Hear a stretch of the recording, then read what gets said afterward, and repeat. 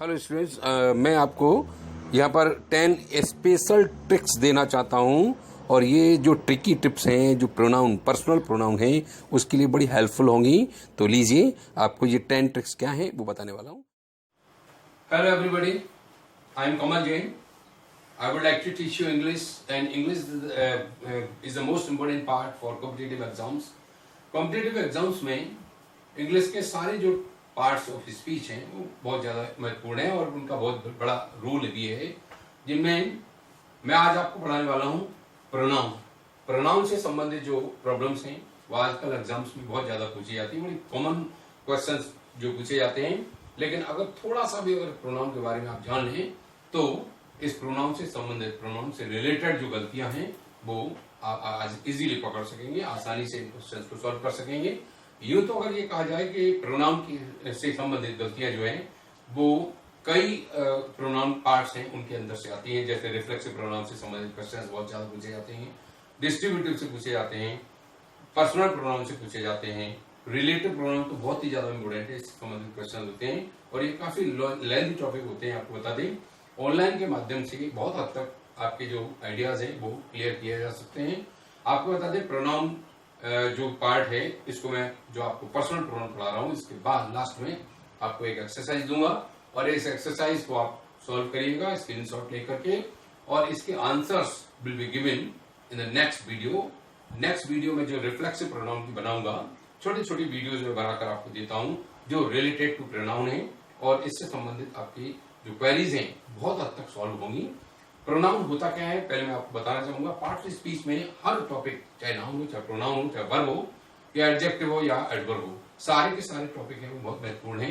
Pronoun होता क्या है? प्रोनाउन एक ऐसा वर्ड है जो नाउन की जगह हम यूज कर सकते हैं, यानी हम कह सकते हैं कि pronoun is the replacement of noun.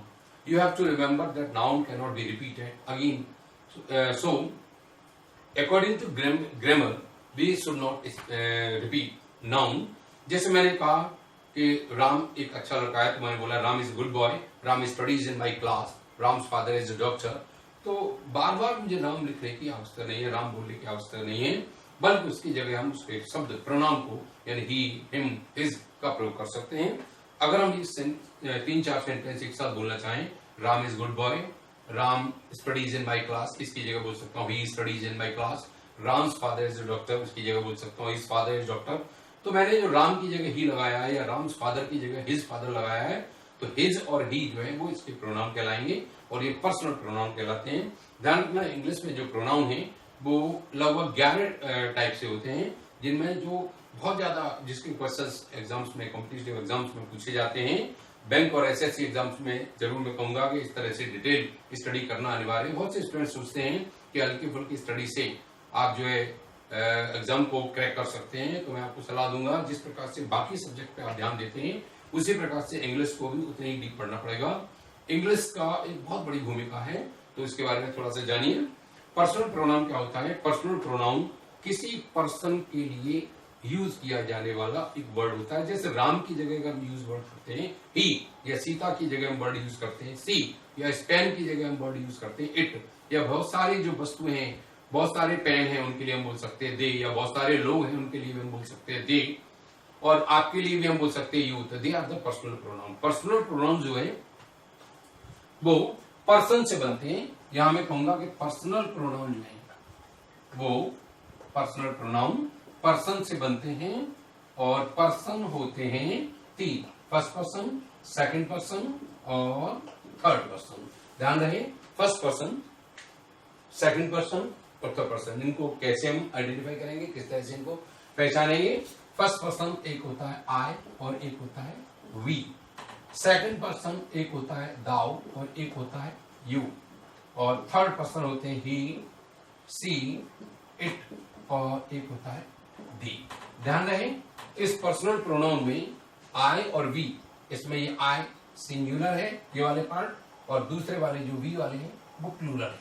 ध्यान रखना, आई जैसे फर्स्ट पर्सन सिंगुलर है और आई का फर्स्ट पर्सन प्लूरल होगा, वो वी होगा। इस प्रकार से सेकंड पर्सन का सिंगुलर दाऊ होगा और सेकंड पर्सन का प्लूरल यू होगा।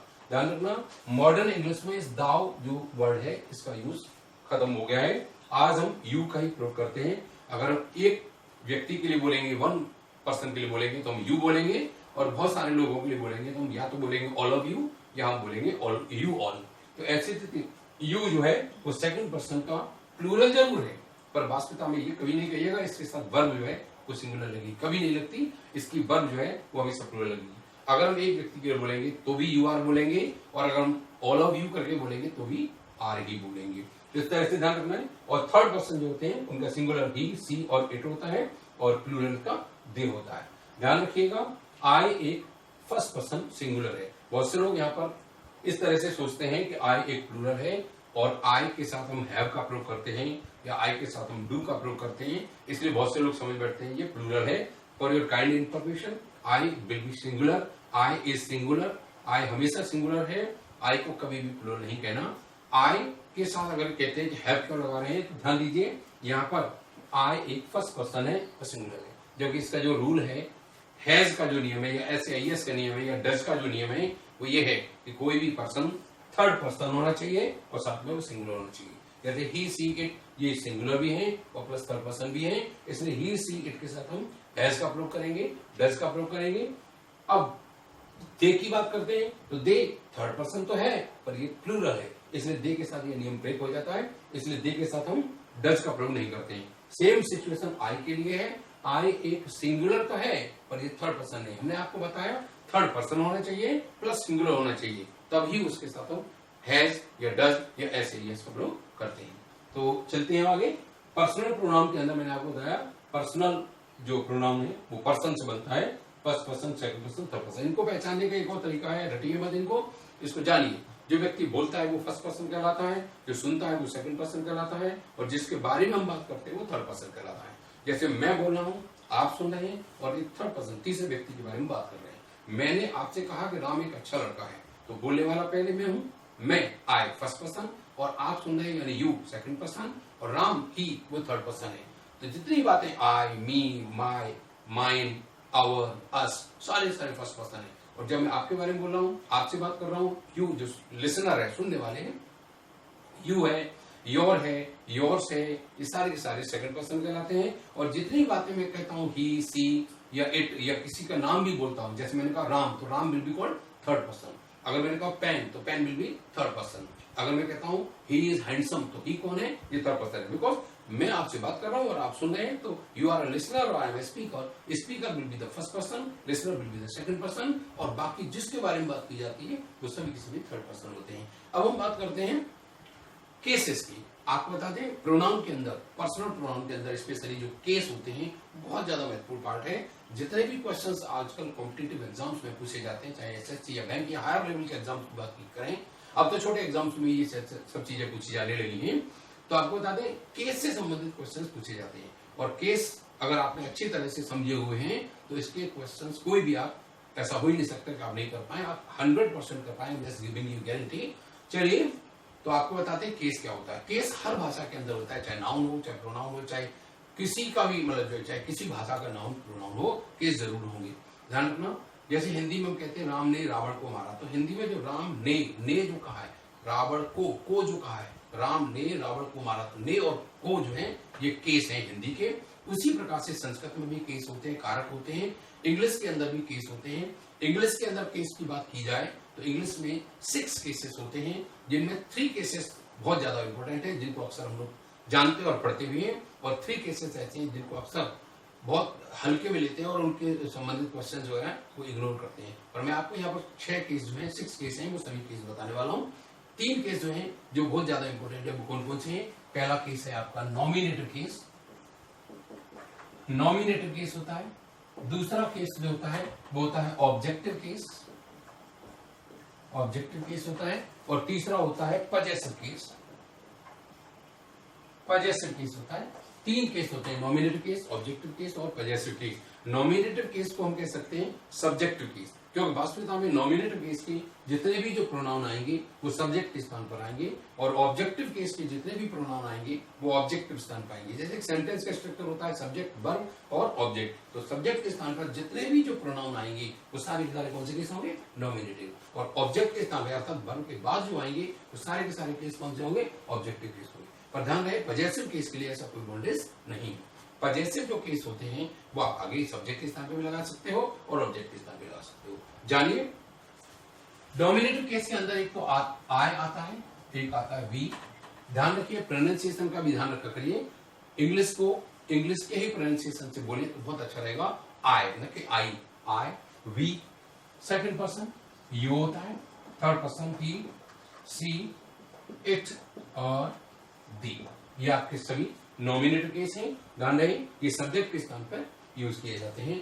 आई का ऑब्जेक्टिव केस जो होगा मी होगा, अस होगा वी का, यू का ऑब्जेक्टिव केस यू होगा, ही का ऑब्जेक्टिव केस हिम होगा, सी का ऑब्जेक्टिव केस हर होगा, इट का ऑब्जेक्टिव केस इट होगा और दे का ऑब्जेक्टिव केस क्या होगा, देम होगा। ध्यान रखना ये जितने भी जो ऑब्जेक्टिव केस बताए मैंने, ये सारे के सारे ऑब्जेक्टिव केस एक सेंटेंस में वर्ब के बाद अर्थात ऑब्जेक्ट वाले पोजीशन पर रखे जाते हैं। तीसरा जो केस है इसका प्रोनाउन का वो है माइन और आवर्स और इधर योर्स और इधर हिज होगा ही का, हर का हर्स, इट का इट्स होगा और दे का दियर्स होगा। ध्यान रहे ये जो मैंने बोले हुए हैं पजेसिव में ये प्रोनाउन के पजेसिव केस हैं। बहुत से लोग यहाँ पर माई को भी प्रोनाउन का केस बता देते हैं और आर या यहाँ योर और हिज, हर, इट्स और देयर। ध्यान दीजिए जितने भी मैंने ये बाद में लिखे हुए हैं ये प्रोनाउन नहीं है, ये एडजेक्टिव है। ये पजेसिव की क्या है, एडजेक्टिव है। आपको अगर ये कहा जाए ये जो दूसरे वाले जो लिखे हुए माइन और पहले वाले लिखे माई, अगर इनके डिफरेंस की बात की जाए तो ध्यान रखना है माइन एक प्रोनाउन का पजेसिव केस है और माई एक एडजेक्टिव का पजेसिव केस है। ऐसा कैसे हम आइडेंटिफाई करते हैं, इस तरह से हमेशा ध्यान रखना जितने भी जो एडजेक्टिव है जिनको मैंने अभी आपको बताया कि पजेसिव एडजेक्टिव होते हैं, इनके बाद एक नाउन आना अनिवार्य है। जो कि बाद में आए हुए जो पजेसिव प्रोनाउन है ये अकेले ही आते हैं, इनके बाद कभी भी नाउन नहीं आएगा। अगर हम ये लिखते हैं दिस इज माई पेन, तो ऐसी स्थिति में आपने देखा पेन एक नाउन है और इस वजह से माई एक एडजेक्टिव होगा। लेकिन अगर मैं इसमें इस तरह से लिखता हूं दिस पेन इज माइन, तो आपने देखा इस माइन के बाद कोई नाउन नहीं लगा सकते। अगर हम ऐसे लिख देते हैं this is mine pen then the sentence will be wrong. या अगर हम ऐसे बोलते हैं दिस पेन इज माई, अकेला माई लिख देते हैं तो ध्यान रखना रॉन्ग होगा। ओवरऑल पता चला my, our, your, his, her, its और देयर ये सभी जो हैं वो वजह से एडजेक्टिव हैं, इनके बाद नाउन आना अनिवार्य है। जबकि यहाँ पर माइन, आर्स, योर्स और हिज, हर्स, इट्स और देयर ये सारे के सारे प्रोनाउन है पजेसिव और इनके बाद कोई भी नाउन नहीं आएगा। अगर हम कहते हैं ये हमारा देश है तो हम बोलेंगे दिस इज आवर कंट्री, और यह देश हमारा है तो दिस कंट्री इज आवर्स। ऐसी दिस कंट्री इज आवर्स। यह तुम्हारा पेन है तो दिस इज योर पेन, यह पेन तुम्हारा है तो दिस पेन इज योर्स। इसी प्रकार से हर एक का डिफरेंस है। इसी प्रकार से यह मेरा या उसका या उनका जो भी कहना हो उसके, यह उनका घर है तो दिस इज देयर हाउस, और यह घर उनका है तो दिस हाउस इज देयर्स। तो ध्यान दीजिए बाद में जो देयर्स जो यूज किया गया है वो एक प्रोनाउन है, जबकि देयर यूज किया गया है वो एक एडजेक्टिव है। हमेशा ध्यान रखना इससे संबंधित बहुत सारी क्वेश्चंस पुटअप किए जाते हैं। अभी आपने जाना नॉमिनेटिव, ऑब्जेक्टिव और पजेसिव केस क्या होते हैं। अब हम आपके इनके जो डिफरेंसेस हैं वो बताएंगे। ओके, तो मैंने अभी आपको बताया कि जो केस होते हैं वो नॉमिनेटिव केस, ऑब्जेक्टिव केस और पजेसिव। इसके अंदर जो डिफरेंसेस हैं वो बताएं। मुख्य जो डिफरेंसेस हैं वो एक तो डिफरेंस है माई और माइन का। Earlier I have told you, जैसा कि मैंने अभी आपको बता दिया, माई एक पजेसिव एडजेक्टिव है जबकि माइन एक पजेसिव प्रोनाउन है। जैसा कि मैंने बताया जो डिफरेंस माई और माइन में होगा वही डिफरेंस आर, आर्स में होगा, योर, योर्स में होगा, हिज, हिज में होगा, हर, हर्स में होगा, इट्स, इट्स में होगा, देयर और देयर्स में होगा। तो पहले डिफरेंस जानिए माई और माइन में क्या डिफरेंस है और इससे रिलेटेड क्या गलतियां पूछी जा सकती हैं। अगर हमने कहा दिस इज माई बुक, यह मेरी बुक है, तो ऐसी स्थिति में बुक एक नाउन है और ऐसी स्थिति में माई एक एडजेक्टिव कहा जाएगा। कौन सा एडजेक्टिव कहलाएगा? Possessive adjective. यहीं पर अगर हम ये बोलते हैं दिस बुक इज माइन तो भी ये सही होगा। यहां ध्यान दीजिए अगर मैंने बुक को पहले लिख दिया है तो फिर हम यहाँ पर माई नहीं लिख सकते, क्योंकि अगर हम माई लिखेंगे तो फिर बुक लिखना पड़ेगा, and repetition of noun is not good in English. तो आपको ध्यान दीजिए, दिस बुक इज माइन, ये किताब मेरी। इसी प्रकार से अगर हम आवर्स की बात करते हैं तो दिस इज आवर बुक और दिस बुक इज आवर्स। इस प्रकार से योर्स की बात करते हैं तो दिस इज योर बुक और दिस बुक इज योर। ध्यान दीजिए, जो लेटर एप्लीकेशन हम लिखते हैं उनमें हम, आपने देखा होगा लेटर के लास्ट में जो लिखते हैं आपका आज्ञाकारी वगैरह वगैरह, तो इसके लिए ध्यान रखना ये वाला योर्स जो लिखा जाता है, योर्स फेथफुली, कभी भी ये मत लिख दीजिएगा। जैसे अगर हम लेटर या एप्लीकेशन लिखते हैं तो नीचे आता है योर्स फेथफुली, योर्स फेथफुली या फेथफुली योर्स, या योर्स सिंसियरली या सिंसियरली योर्स, इस तरह से यूज करते हैं। तो इसलिए ध्यान दीजिए, माय और मान में जो डिफरेंस देखा, माय एक पजेसिव एडजेक्टिव है, माइन एक पजेसिव प्रोनाउन है।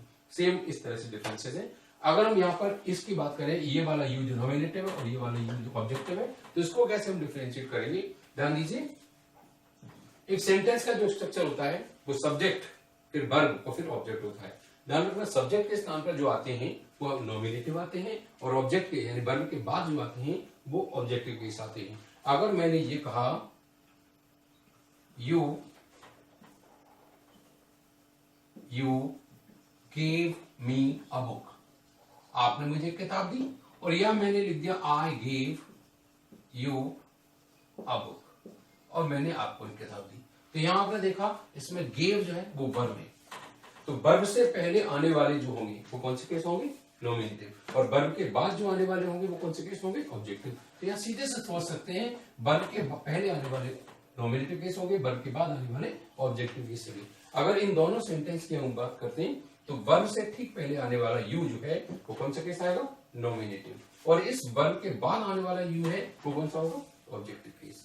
इसी प्रकार से यही डिफरेंस इस इट में और इस इट में है। हम अगर कहेंगे वर्ब से पहले आता है तो नॉमिनेटिव है, और वर्ब के बाद आता है तो ये ऑब्जेक्टिव है। अगर हम ये कहते हैं it is correct, it is correct, तो ऐसी स्थिति में इट जो है वो वर्ब से पहले आ रहा है, वर्ब से पहले आ रहा है, इसलिए ये नॉमिनेटिव कहलाएगा। और अगर मैंने कहा आई नो इट, मैं इसको जानता हूं, आई नो इट, तो आप देख रहे हैं इस वर्ब के बाद आ रहा है, तो वर्ब के बाद आने पर ये कौन सा केस कहलाएगा? ये ऑब्जेक्टिव केस कहलाएगा। तो इस प्रकार से इट और इट्स में डिफरेंस देखा आपने, माई और माई में, यू और इस यू में, और इट में और इट्स में डिफरेंस देखा। अब हम चलते हैं इस पर्सनल प्रोनाउन से संबंधित कुछ जो क्वेश्चंस जो एग्जाम में पूछे जाते हैं। यहाँ मैंने आपको बताया 8 जो पार्ट हैं, इन 8 पार्ट से संबंधित जो क्वेश्चंस हैं वो पूछे जाते हैं।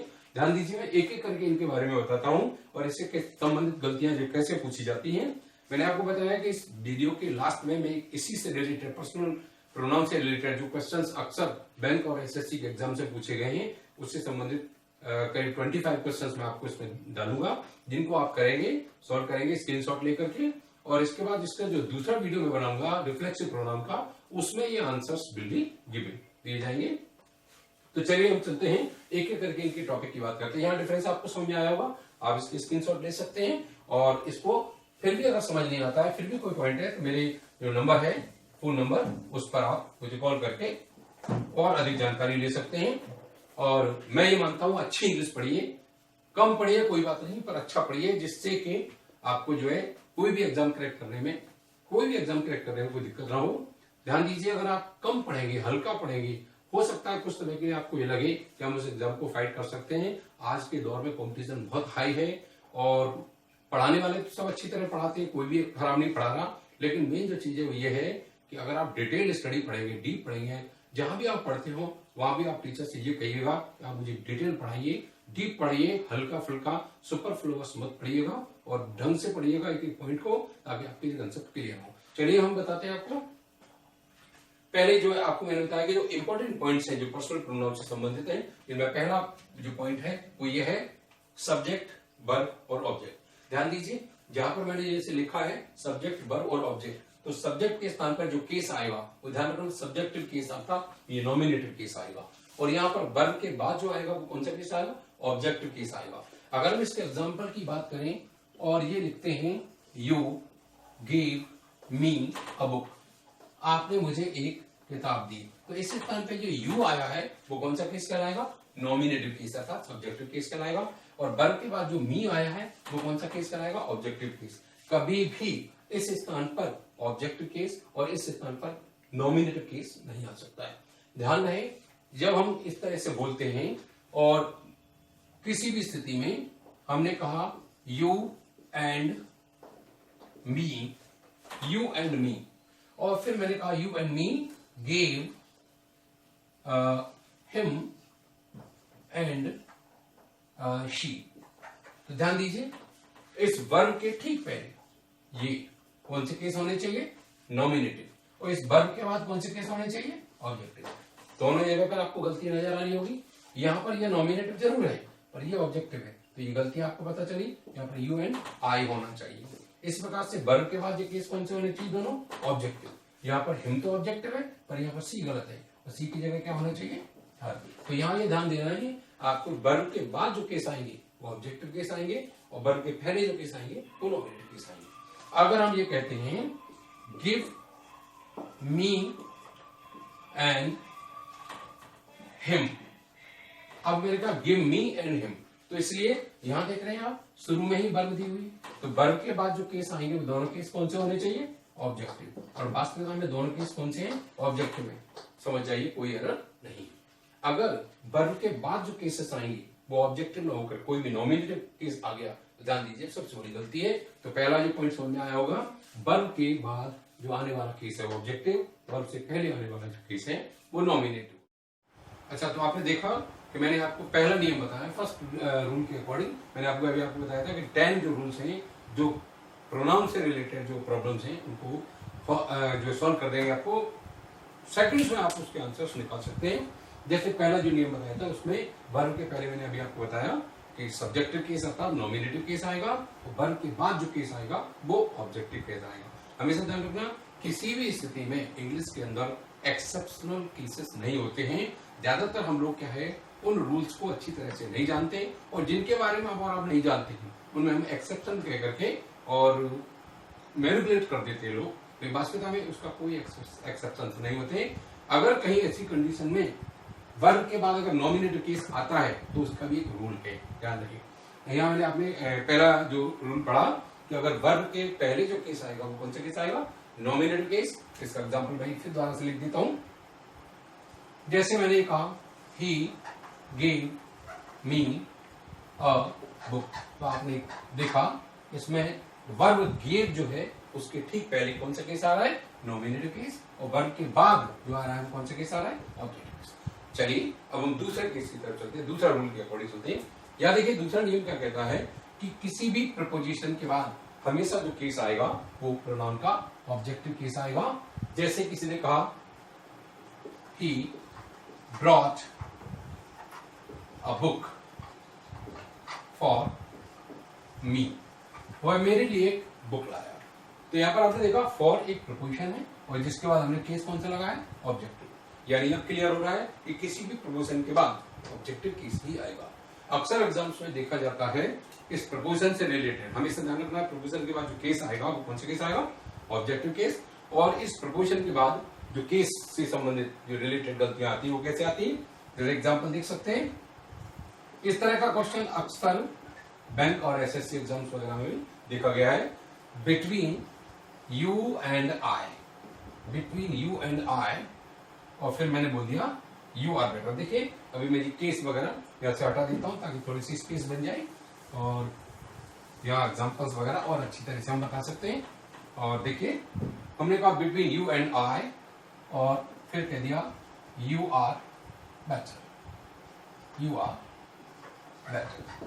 तो यहाँ आपने देखा बिटवीन एक प्रीपोजिशन है, और अगर बिटवीन एक प्रीपोजिशन है तो प्रपोजिशन के बाद मुझे कौन सी केस चाहिए, ऑब्जेक्टिव। ठीक है, यहाँ पर यू कौन सा केस है, ऑब्जेक्टिव केस है, और एंड से जुड़ा हुआ आई कौन सा केस है, नॉमिनेटिव। जो हम आपको बता चुके हैं कि प्रपोजिशन के बाद केस कौन सा केस आना चाहिए, ऑब्जेक्टिव। तो ये तो सही है, और इसलिए हमको इस नॉमिनेटिव की जगह कौन सा केस चाहिए, ऑब्जेक्टिव केस। तब ये सेंटेंस बनेगा बिटवीन यू एंड मी। तो हमेशा ध्यान दीजिए किसी भी प्रपोजिशन को कोई भी प्रपोजिशन आ जाए उसके बाद हमेशा जो केस आएगा वो ऑब्जेक्टिव केस आएगा। ध्यान रहे ये कंडीशन ऑब्जेक्टिव केस में है, पजेसिव के लिए कोई नियम नहीं। बिटवीन के बाद या कोई भी प्रपोजिशन हुआ, जैसे कोई ये कहता है he brought a book for my brother, तो कोई टेंशन नहीं, यहाँ पर माय ब्रदर एडजेक्टिव केस आ सकता है। प्रपोजन के बाद पजेसिव केस की कोई टेंशन नहीं है। और ऑब्जेक्टिव केस आता है, नॉमिनेटिव केस आता है, तो इसमें ध्यान रखना प्रपोजन के बाद किसी भी सूरत में ऑब्जेक्टिव केस ही लगेगा। तो ये दूसरा नियम, दूसरा रूल आपका कंप्लीट हुआ।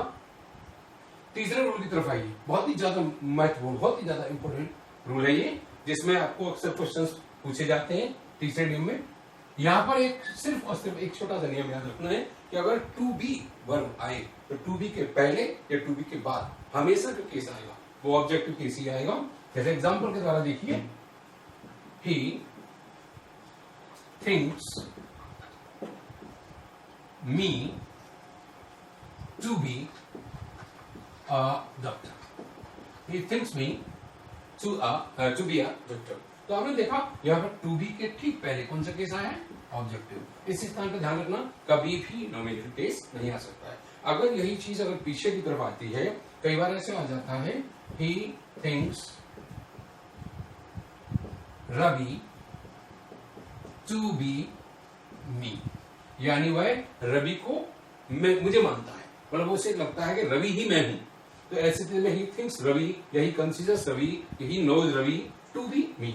अगर टू बी के पहले आ जाए या टू बी के बाद आ जाए तो हमेशा जो केस लगेगा वो कौन सा केस लगेगा? Objective case. इससे संबंधित गलती आपको सिर्फ एक ही बात ध्यान रखनी है कि टू बी अगर आया है तो टू बी के पहले या टू बी के बाद हमेशा जो केस आएगा वो कौन सा केस आएगा? ऑब्जेक्टिव केस आएगा, कभी भी नॉमिनेटिव केस नहीं आएगा। चलिए, ये तीसरा रूल आपका कंप्लीट हुआ। अब चलिए चौथे और पांचवें रूल। ये चौथे और पांचवें रूल को पढ़ते समय ध्यान रखना है, वर्ब में आईएनजी लगा करके। नॉर्मली आप लोगों ने पढ़ा है वर्ब में आईएनजी लगा करके हम ज्यादातर हिंदी कॉन्टिन्यूअस टेंस में रहा है रही निकालते हैं, पर ध्यान दीजिए वर्ब में आईएनजी लगा करके पार्टिसिपल और जीरेंड भी बना दिए जाते हैं। ध्यान रहे, अगर हम वर्ब की फर्स्ट फॉर्म में आईएनजी लगा करके पार्टिसिपल बनाते हैं तो उसकी हिंदी निकालेंगे हम हुए या कर। लेकिन अगर हम वर्ब की फर्स्ट फॉर्म में आईएनजी लगा करके जीरेंड बनाते हैं तो ध्यान रखना उसकी हिंदी जो निकलेगी वो निकलेगी ना, नी या नहीं। अब हम इस नियम की तरफ चलते हैं, जो चौथा नियम था। इसको आपने शॉर्ट ले लिया होगा और इसके बाद मैं आपको रूल नंबर 4 को बता रहा हूं। रूल नंबर 4 को बता रहा हूं, देखिए जरा।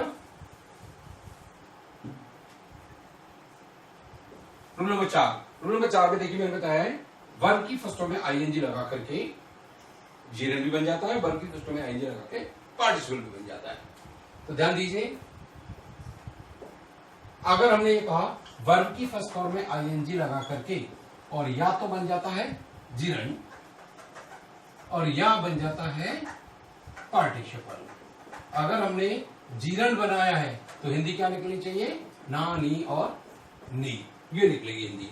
और अगर हमने पार्टिसिपल बनाया है तो हिंदी निकलेगी हुए और या कर। या तो हुए निकलेगी या कर निकलेगी। जैसे अगर मैंने ये कहा आई लाइक, मैं पसंद करता हूं, और किसी ने पूछा कि मैं क्या पसंद करता हूं, मैंने कहा आई लाइक योर डांसिंग, मैं आपका नाचना पसंद करता हूं। मैं क्या पसंद करता हूं? नाचना। इसका मतलब ये जीरेंड है, हिंदी भी क्या निकल रही है? नाचना। आपने गौर से देखा जीरेंड, जिसकी हिंदी क्या निकल रही है? ना, नी, नी। इसके ठीक पहले कौन सा केस आया है? पजेसिव का एडजेक्टिव केस। ध्यान रहे, पजेसिव का एडजेक्टिव केस, प्रोनाउन नहीं। तो यहाँ पर आप देखेंगे गौर से, डांसिंग एक जीरेंड है, इसलिए यहाँ पर योर एक पजेसिव केस जो है लगाया गया है, पर पजेसिव का प्रोनाउन नहीं, पजेसिव एडजेक्टिव केस लगेगा। इस प्रकार से अगर मैंने कहा आप मेरे पढ़ाने को पसंद करते हैं तो मैं बोलूंगा यू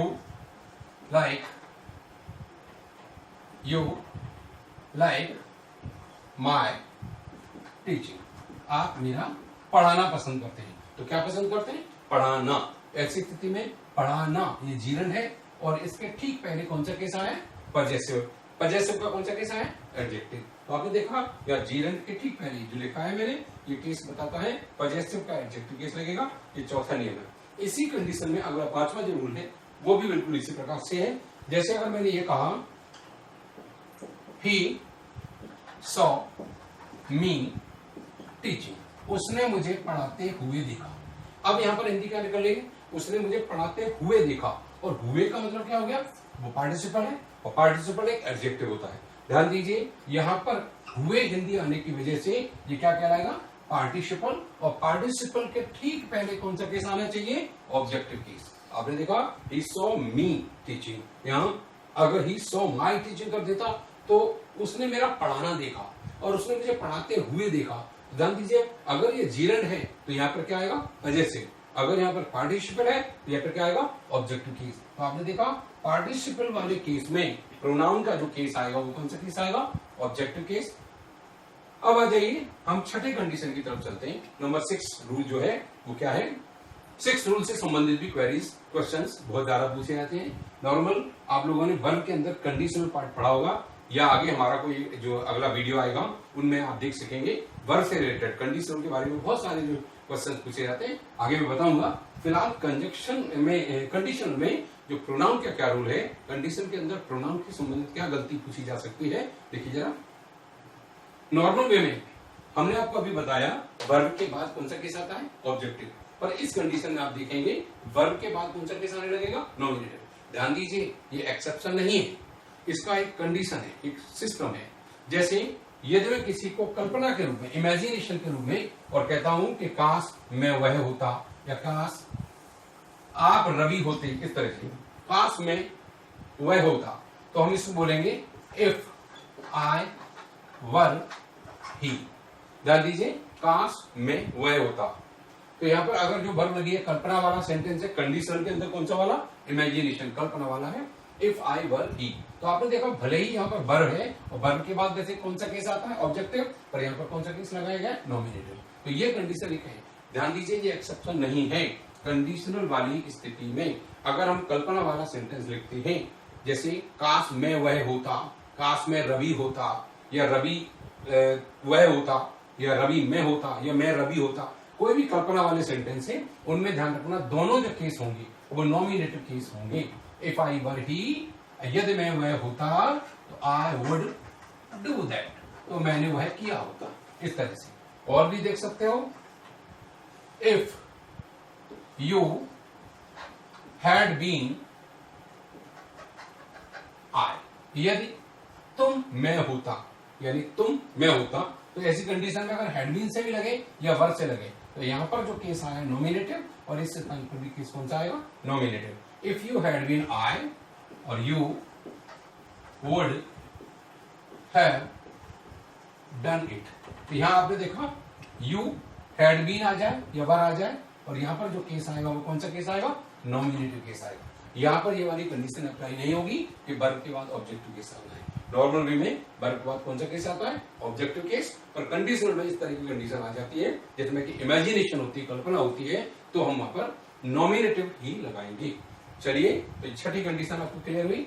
सातवीं कंडीशन देखिए, डमी सब्जेक्ट एक इट होता है। डमी सब्जेक्ट जो इट होता है उसमें भी वही कंडीशन अप्लाई होती है। नॉर्मल वे में वर्ब के बाद कौन सा केस आता है, ऑब्जेक्टिव केस। परंतु डमी सब्जेक्ट अगर आता है इट, तो इसके बाद भी हम वर्ब के बाद जो केस लगाएंगे वो ऑब्जेक्टिव केस न लगा करके नॉमिनेटिव केस लगाएंगे। जैसे मैं हूं, तो मैं हूं की इंग्लिश क्या होगी, इट इज आई।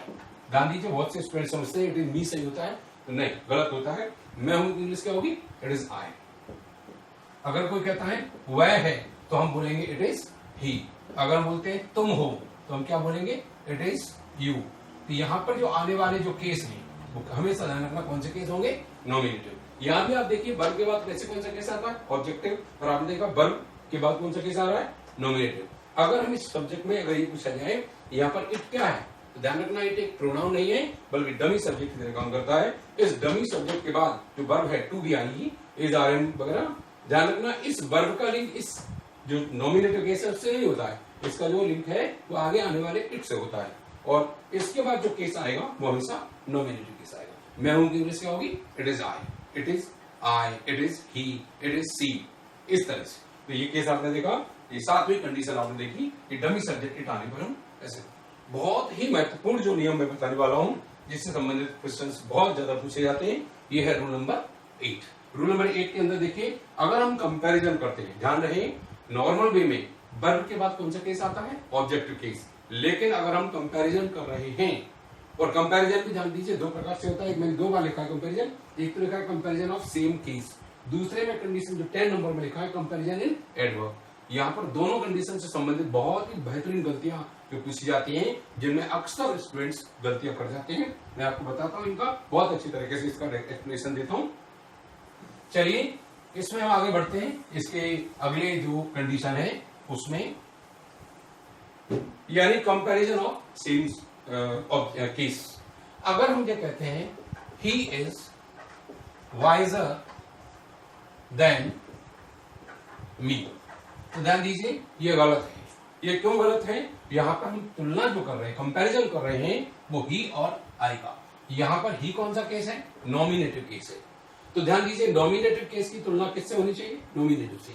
यहां पर एक गलती है, यहां पर क्या आना चाहिए? आई। यानी हमेशा ध्यान रखना, जैसा केस आगे दिया होगा सेम केस वही होना चाहिए। अगर हम ये कहते हैं he is wiser than I, तो बिल्कुल सही है, और he is wiser than me लिख दिया तो गलत होगा। कई बार क्या हो जाता है, दो दो और तीन तीन कंपैरिजन दे दिए जाते हैं। जैसे किसी ने कहा सी इज, एक सेंटेंस के अंदर she is better than me but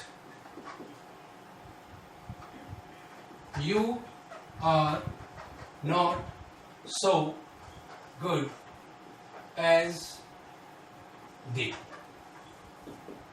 तो ध्यान दीजिए यहां दो कंपैरिजन किए जा रहे हैं। सी इज बेटर देन मी, यानी इस सी की तुलना कैसे करें? मी से की जा रही। बट के बाद जो कंजक्शन बट लगाने के बाद हम एक कंपैरिजन और कर रहे हैं, जिसके अंदर यू की कंपैरिजन किससे हो रही है? और पॉजिटिव डिग्री के अकॉर्डिंग दो दे से कर रहे हैं। तो यहाँ पर यू एक नॉमिनेटिव केस है और यहाँ पर दे जो है वो भी एक नॉमिनेटिव केस है। तो ये कंडीशन बिल्कुल सही है। यहाँ पर जो नॉमिनेटिव केस है और यहाँ पर कौन सा केस आ गया? ऑब्जेक्टिव। तो इतने बड़े सेंटेंस के अंदर ध्यान दीजिए, जब भी कंपैरिजन होगा तो नॉमिनेटिव का नॉमिनेटिव से होगा, ऑब्जेक्टिव का ऑब्जेक्टिव से होगा। यहाँ पर नॉमिनेटिव से कंपैरिजन किया जा रहा है, तो यहाँ पर मी की जगह क्या आएगा? आई। कई बार ऐसा देखा जाता है you are not so good as them यहां लगा देते, तो ये भी ध्यान रखना, अगर ये इस वर्ब से पहले आने की वजह से नॉमिनेटिव केस है तो यहाँ पर कंपैरिजन में भी नॉमिनेटिव केस ही आएगा। ध्यान दीजिए, जैसे इन दोनों सेंटेंस के अंदर मैंने आपको बताया है कि हम कंपैरिजन जो कर रहे हैं वो नॉमिनेटिव का नॉमिनेटिव से कर रहे हैं। एक सेंटेंस ऐसा और देखिए जिसमें हम कंपैरिजन ऑब्जेक्ट से करते हैं। जैसे किसी ने कहा ही कंसीडर, वह मानता है, ही कंसीडर मी, और फिर मैंने बोला बेटर देन।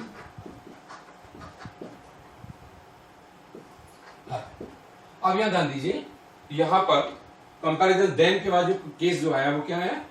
हर, यानी ऑब्जेक्टिव। यहां आप कंफ्यूज हो सकते हैं कि यहां पर ही कौन सा केस है? नॉमिनेटिव। तो आप कहेंगे सर ने यहां पर तो मी का आई करवा दिया, तो यहां पर हर का सी क्यों नहीं कहा?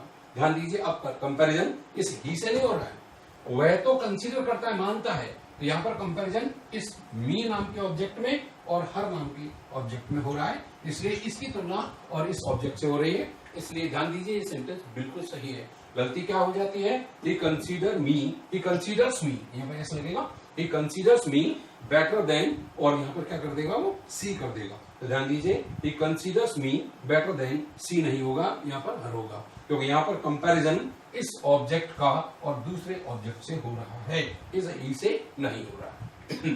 तो इस तरह से ध्यान रखना, कंपैरिजन करते समय अगर नॉमिनेटिव है तो नॉमिनेटिव होगा, ऑब्जेक्टिव है तो ऑब्जेक्टिव केस होगा।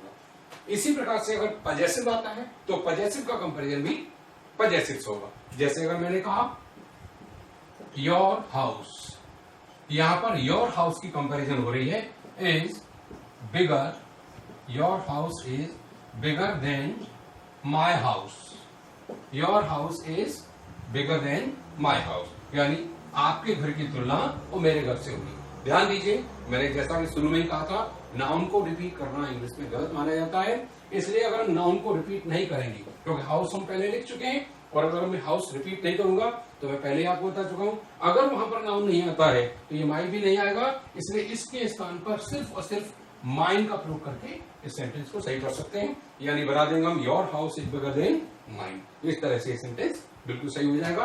आपने देखा नॉमिनेटिव की तुलना नॉमिनेटिव से हुई, ऑब्जेक्टिव की तुलना ऑब्जेक्टिव केस से हुई, और पजेसिव केस की तुलना पजेसिव केस से हुई। तो आपने देखा इस तरह से ये कंपैरिजन वाला केस जो है वो दिखने में। चलिए अब हम चलते हैं 9 नंबर केस।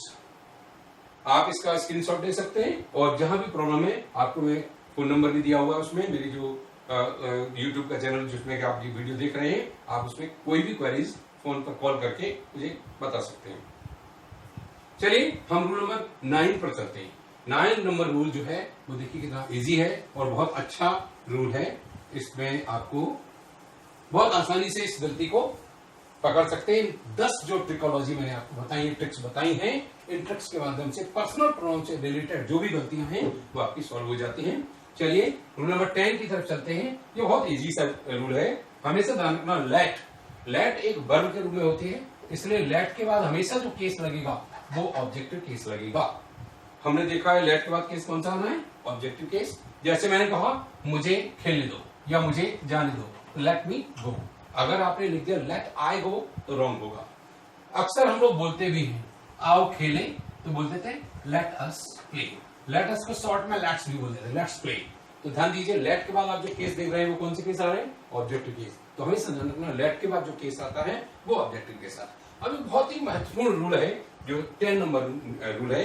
इससे संबंधित गलतियां अक्सर बच्चे इग्नोर कर जाते हैं और जो गलतियां हम लोगों को इग्नोर नहीं करनी चाहिए, इससे संबंधित गलती बहुत ज्यादा आती भी है और ये गलती पिकअप नहीं कर पाते हैं। बहुत से बुक्स में भी मैं यही नहीं कहूंगा कि गलत होते हैं, मिसप्रिंट भी हो सकता है, लेकिन ओवरऑल कुछ जगह पर इस तरह की गलतियां दे दी जाती हैं। अब आप सुनिए, 2 सेंटेंस के कंपैरिजन के आधार पर मैं आपको बताऊंगा। जैसे मैंने लिखा ही लव्स यू और एक लिख दिया मैंने मोर देन आई, और एक सेंटेंस में लिखा ही loves you more than me. यहां दोनों सेंटेंस को देखेंगे तो गौर से देखें, ही loves you more than me. यहां पर ही जो है वो लव करता है किसको, एक तो यू को करता है और एक मी को करता है। अगर हम कहें इसमें कंपैरिजन किस किस का हो रहा है, तो इन दोनों का हो रहा है। ये कौन सा केस है, ऑब्जेक्टिव केस, और ये वाला केस कौन सा है, ऑब्जेक्टिव। तो देखा आपने दोनों का कंपैरिजन हो रहा है और बिल्कुल सही है, क्योंकि वर्ब के बाद आने वाला कौन सा केस होता है, ऑब्जेक्टिव। जब ये केस ऑब्जेक्टिव है तो ये वाला केस भी ऑब्जेक्टिव ही होना चाहिए। अब ऊपर वाली कंडीशन देखिए, he loves you more than I. यहां पर ध्यान दीजिए, तुलना जो हो रही है, कंपैरिजन जो हो रही है, वो इस नॉमिनेटिव की कंपैरिजन और इस नॉमिनेटिव से हो रही है। तो आपको लग रहा होगा बिल्कुल सही है, कोई शब्द भी नहीं, ये नॉमिनेटिव कहेगा ये भी नॉमिनेटिव। और यहां पर कंपैरिजन दो इन ऑब्जेक्ट के अंदर नहीं, जबकि नॉमिनेटिव केस में हो रही है। और ही लव्स यू और आई भी इसको ही लव करता है, इसमें कंपैरिजन किस किस में हो गया है, इसमें। अब यहां एक चीज जो ध्यान देने की वो ये है, ही लव्स यू में इस वर्ब से लिंक होने के कारण जो इसके अंदर जो मोर वर्ड आया है, जो एडजेक्टिव कंपैरेटिव डिग्री लगी हुई है, वो वर्ब के कारण ये कंपैरेटिव जो है वो एडवर्ब की डिग्री है, ये एडजेक्टिव की डिग्री नहीं है। कंपैरिजन इन एडवर्ब है। ध्यान दीजिए, जब ये कंपैरिजन इन एडवर्ब होता है तो हमको एक वर्ब आगे लगाना अनिवार्य है। यानी हम लिखेंगे he loves you more than I do. अगर ये डू वर्ब नहीं लगाई गई तो रॉन्ग हो जाएगी, क्योंकि वास्तविकता में he loves you more than I love you, ये रिपीट वर्ड है, he loves you than I love you. तो यहाँ पर जो लव यू लिखा हुआ है इसको हम रिपीट नहीं करते और इसकी जगह हम केवल common verb do does did लगा देते हैं। अगर यहाँ पर लव्ड होता तो वहां पर डिड हो जाता। इस तरह के सेंटेंस कई बार देखे जाते हैं। एक सेंटेंस के माध्यम से और समझाता हूं मैं। जैसे एक तो मैंने लिखा he is better than I, और एक मैंने लिखा he plays better than I. तो आपको बता दें ये दो सेंटेंस देखने में बिल्कुल सही लग रहे हैं, पर गौर से देखिए यहां पर वर्ब कौन सी आई है, इज, और यहां पर वर्ब कौन सी आई है, प्लीज। यहां पर इस वर्ब आने की वजह से ये डिग्री कंपैरिजन है वो एडजेक्टिव की है, जब यहां पर वर्ब के लिए आई है इसलिए ये डिग्री कंपैरिजन जो है वो एडवर्ब की है, न कि एडजेक्टिव की। ऐसी स्थिति में उसकी क्वालिटी और मेरी क्वालिटी से तुलना हो तो मुझे यहां वर्ब लगाने की जरूरत नहीं होती है। लेकिन अगर मैं उसके खेलने की तारीफ, उसके खेलने की तुलना और मेरे खेलने से करता हूं, यानी he plays better than I play, यहां पर तो मैं ऊपर वाले सेंटेंस में क्या कह रहा हूं, वह व्यक्ति मुझसे बेटर है, और इसमें क्या कह रहा हूं, वह व्यक्ति मुझसे बेटर नहीं है, वह व्यक्ति मुझसे अच्छा खेलता है। तो मेरे खेलने की तुलना उसके खेलने से हो रही है। तो he plays better than I play. फिर यहां पर आ गया, मैं वर्ब को यहां रिपीट नहीं कर सकता, इसकी जगह हम क्या लिख सकते हैं, डू, डज। डिड। अब यहाँ पर आया इसलिए मैंने क्या किया, डू। अगर यहाँ ही होता तो क्या करते हम, डज। अगर यहाँ पर प्लेड होता तो हम क्या कर देते, डिड। तो इस तरह से यहाँ पर आपने देखा, अगर हम एडवर्ब का कंपैरिजन करते हैं तो वहां पर वर्ब लगाना अनिवार्य होगा और इससे रिलेटेड गलती आती है। और आपने बता दें, एसएससी 10+2 में एक इस तरह का सेंटेंस पूछा भी गया था, आजकल की जो पीढ़ी है, यानी अर्थात present generation learn, present people learn better than, more than our forefathers. तो यहां पर लर्न जो वर्ब है उसके लिए काम करने की वजह से इस सेंटेंस के अंदर ये कहा जाएगा, present people learn more than our forefathers did. इस तरह का 10+2 एसएससी में क्वेश्चन पूछा गया था, इस वजह से इस तरह का सेंटेंस। तो आपने देखा ये 10 स्पेशल जो ट्रिक्स हैं जिसके माध्यम से आप पर्सनल प्रोनाउन बहुत अच्छी तरह सॉल्व कर सकते हैं। और इस वीडियो को आपको कैसा लगा आप बताइए, इस वीडियो में आपको क्या खास लगा, और अगर उसके अंदर कुछ ऐसी चीजें हैं जो आपके मन में अभी क्लियर नहीं हुई हैं तो आप मेरे को फोन करके आप बता सकते हैं, या मेरा जो इंस्टीट्यूट है ऑफलाइन में जब खुल जाएगा तो उस समय आप बहुत कुछ सीख सकते हैं। आप इंस्टीट्यूट में आकर के बहुत। तो स्टूडेंट्स, मैं आपको एक एक्सरसाइज दे रहा हूं इसके जस्ट बाद, जिसको आप सॉल्व करिएगा और इसके जो आंसर्स हैं वो अगले वीडियो में आपको देंगे।